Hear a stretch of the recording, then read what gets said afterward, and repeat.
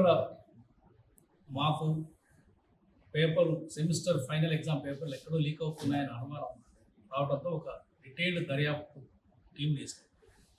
ఈ అనుమానం ఎందుకు వచ్చిందంటే ఇటీవల జగిత్యాల పోయినప్పుడు ఈ పర్ఫార్మెన్స్ స్టూడెంట్స్ చూస్తున్నప్పుడు వ్యవసాయ శాఖ నుంచి ఇన్ సర్వీస్ క్యాండిడేట్స్ ఎవరైతే ఏఈఓలు మా విశ్వవిద్యాలయంలో చదువుతారో ఇన్ సర్వీస్ స్టూడెంట్గా వాళ్ళ యొక్క అబ్నార్మల్ పర్ఫార్మెన్స్ చూసి మాకు కొంత డౌట్ వచ్చి సీసీ కెమెరా ఫుటేజ్ పరిశీలించినప్పుడు వాళ్ళు ఒక అరుదైన వింతైన ఒక పెన్నులో చూసుకుంటూ ఆన్సర్స్ రాయడం మేము గమనించాం. ఈ వింత పెన్ ఏంటి, ఇలా పెన్నులో చూసి ఆన్సర్స్ ఏంటి అనేది మాకు అనుమానం వచ్చి ఒక డీటెయిల్ ఎంక్వైరీ కమిటీ చేసినప్పుడు మాకు తెలిసింది ఏంటంటే ఆ ఇన్ సర్వీస్ స్టూడెంట్ చెప్పిందంటే మాకు పేపర్ అశ్వరాపేట నుంచి షేర్ అయింది ఒక గంట ముందు. దానికి ఆన్సర్లన్నీ ఫస్ట్ ఈ పెన్నులో స్టోర్ చేసుకునే ఒక అడ్వాన్స్డ్ పెన్ దొరుకుతున్నాయి ఏ పెన్నులకి. సో ఆ పెన్లో స్టోర్ చేసుకొని అక్కడికి వచ్చి మనకు ఏం గుర్తు కూడా పట్టలేము, ఇలా చూస్తున్నాడు, ఇలా పెట్టుకుని అట్లా చేస్తున్నాడు. సో అతను రివీల్ చేశాడు ఇక్కడి నుంచి వచ్చింది. ఆ దర్యాప్తు బృందం అశ్వరాపేటకి రావడం జరిగింది. ఇక్కడ 3 విద్యార్థులు కూడా ఒప్పుకున్నారు, కరెక్టే మాకు కూడా ఈ పేపర్ వచ్చింది, మాకు వస్తే మేము జగిత్యాలకు షేర్ చేసినాం, కొన్ని డబ్బులు కూడా హ్యాండ్స్ మారినాయి.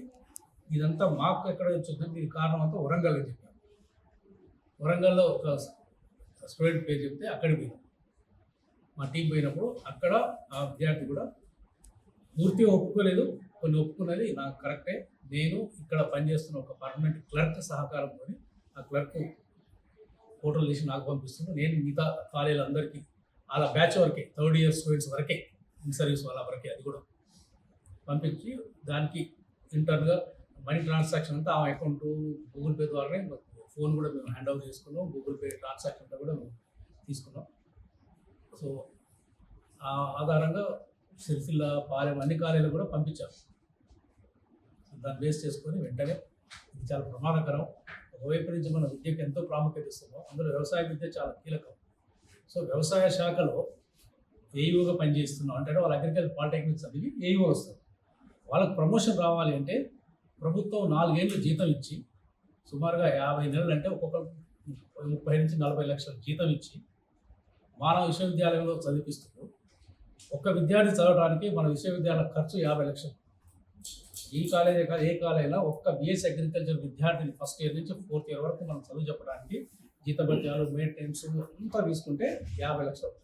అంటే ఒక్క ఇన్ సర్వీస్ క్యాండిడేట్ మీద విశ్వవిద్యాలయం ఒక 50 లక్షలు, వ్యవసాయ శాఖ ఒక 40 లక్షలు, సుమారుగా ₹1 కోటి ఖర్చు పెడుతుంది ఆల్రెడీ పనిచేస్తున్న ఏఓ మీద. దేనికోసం? వాళ్ళ ప్రమోషన్ల కోసం, ఏఓ ప్రమోషన్ కోసం ₹1 కోటి ఖర్చు పెట్టి నాలెడ్జ్ తెచ్చుకో, డిగ్రీ తెచ్చుకో, చదువుకో అని చెప్పి ఇక్కడ పంపిస్తే వీళ్ళు చేసేది ఇది.